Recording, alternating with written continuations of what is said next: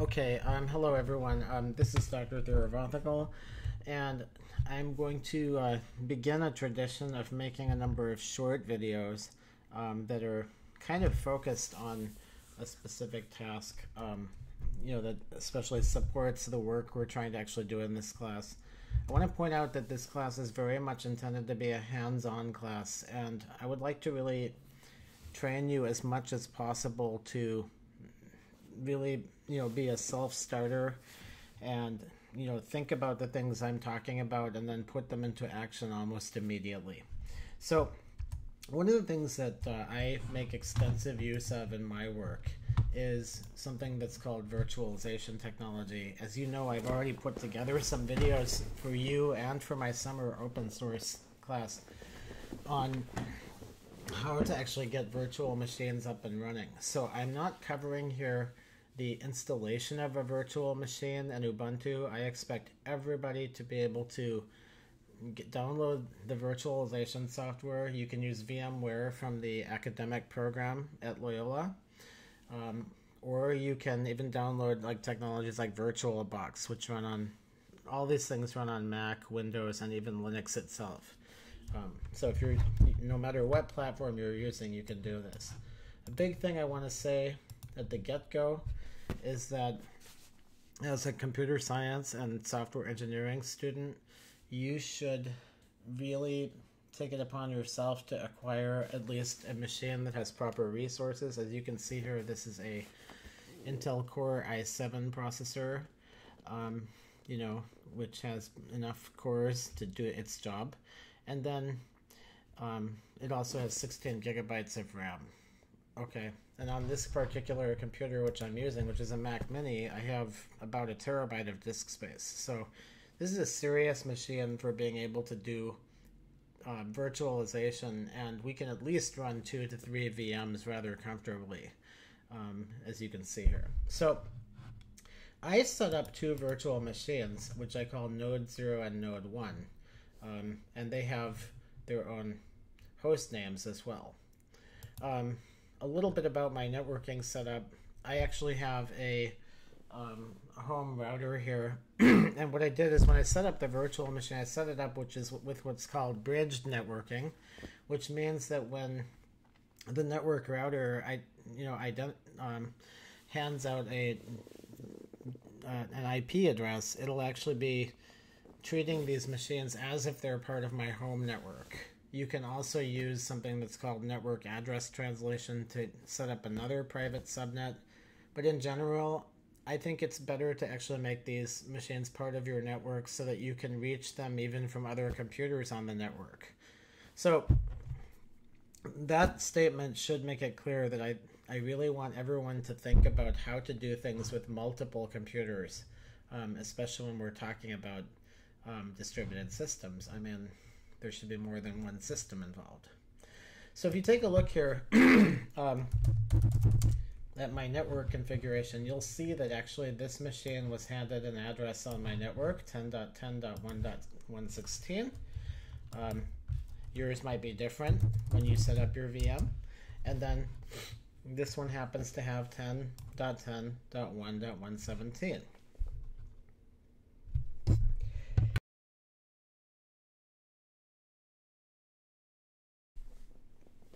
Okay, so basically, now what can we do once we have these machines up and running? Well, one thing you might want to do is just to see if you really believe it, you can try pinging the other machine. Then similarly from this machine,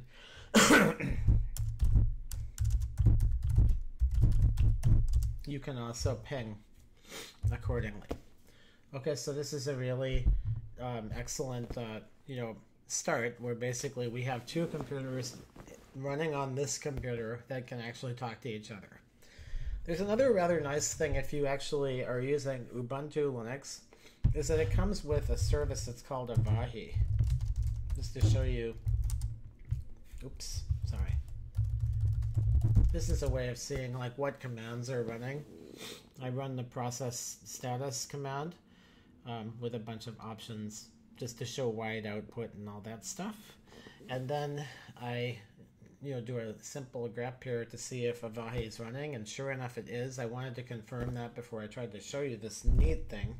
So we tend not to think very well in terms of IP addresses, and in a really good networked and distributed system, you would expect that like IP addresses should mostly be hidden from the people who are using the service, and that was covered actually when I talked a little bit about the transparency principles in the introductory lecture.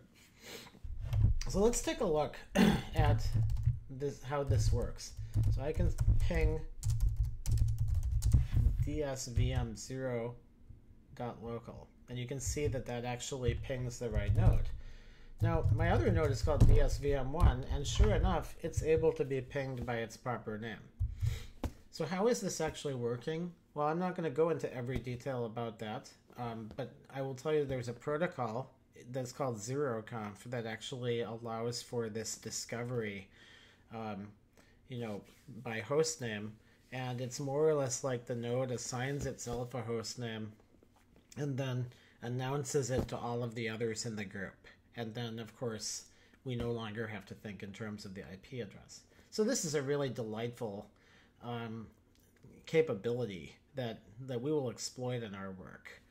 Okay, so now what I wanted to show you is basically we have some source code that comes with the distributed systems notes. And I want to show you this because one of the things that I don't want people doing is I don't want people writing code and then basically having to make, to copy it and paste it to the different nodes.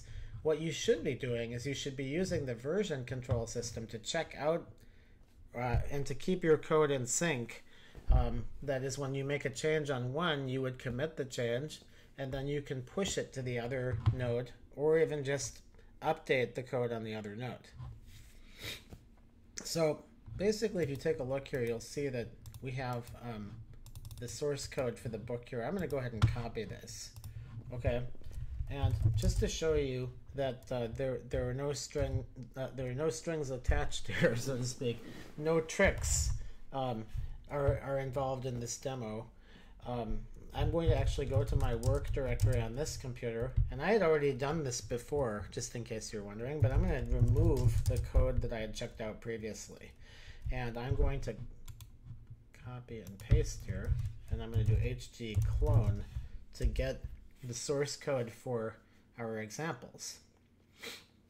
Okay, and then let me move this out of the way here. And then I'm going to do the same thing actually on the other node. I'm going to remove the code that I had here, and then I'm going to, so you'll see there's nothing there, and then I'm going to do hg clone.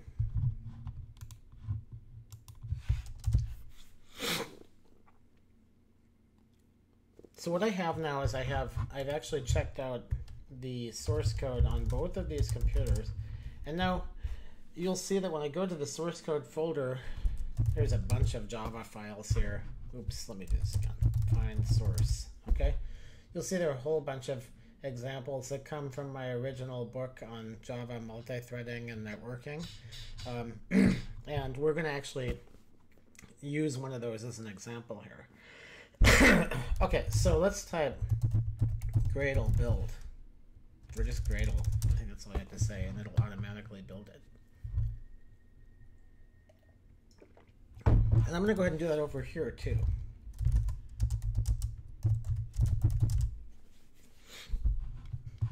One brief comment I want to make is all these commands like Gradle and Java are set up because I actually installed them when I created these virtual machines.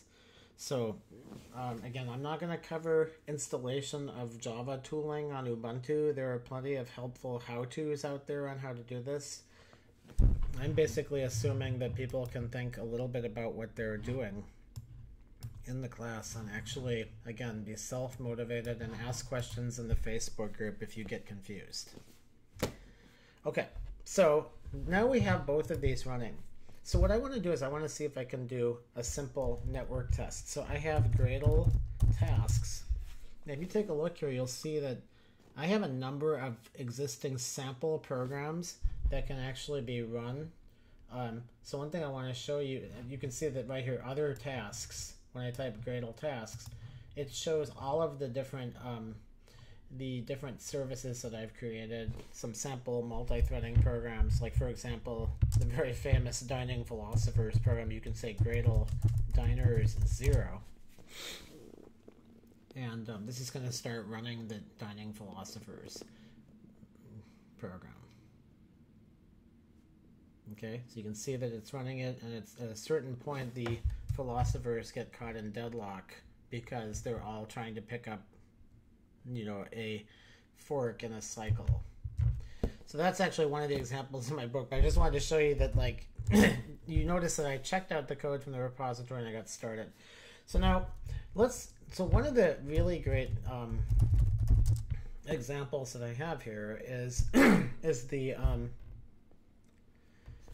if you take a look here, you'll see there's the date service. So I'm going to actually go ahead and run Gradle date service. Now what this does is this fires up the Java program that is in the source tree for the date service.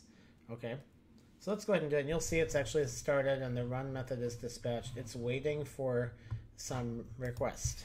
Now let's go over here.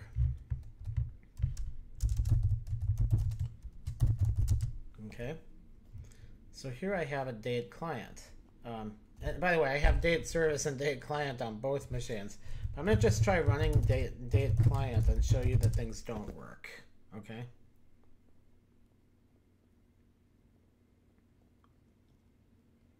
Don't worry about that little warning you see about. So you see it says it cannot contact date service at localhost :1999. Now, of course, so that's because the Gradle property is set to localhost 1999. So I'm going to go ahead and edit this, and it's okay to change this because, for one thing, I'm not going to commit this back to the repository, at least not now. And I probably wouldn't even commit it later because this is just to show you a demonstration. And that's the nice thing about checking something out, is that you can make your own changes, and then it's optional whether you push any of these configuration changes back to the repository. So let's go ahead and do that. So you'll take a look and see that I'm doing date host equals dsvm0.local because that's the other computer running the date service. And then now if I try typing Gradle date client, we hope it's going to work. And as you can see here, it actually did work. Now take a look at what happened. There were some messages that came up here. You know, so there was a request message that was actually sent with some parameters. The parameters, by the way, are ignored by my service. You'll have to read the code to actually understand what's going on, because I promised you that this would be just a demo of a simple client-server app. Now, meanwhile, this thing is still waiting for more, you know, possibly waiting for more input, but you can see that because there was a disconnect message here that was sent, it probably means that the session ended. But let's try and see, because I haven't played with this code for a while. Okay, yes, actually that just took down that connection. So basically the server sits there and waits for another request message.